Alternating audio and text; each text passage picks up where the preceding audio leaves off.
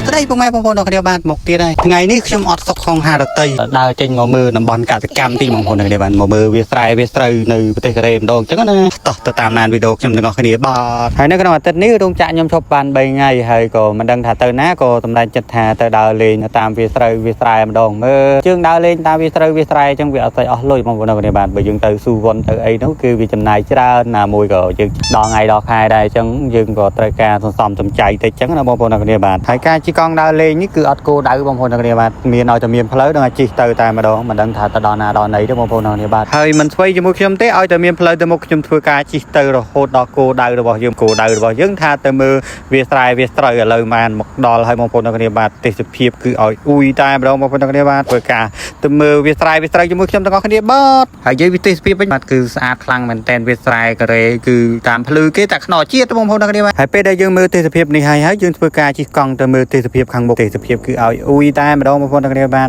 តនេយើងជិះកង់ដើរលេងខ្ញុំមានអារម្មណ៍ថា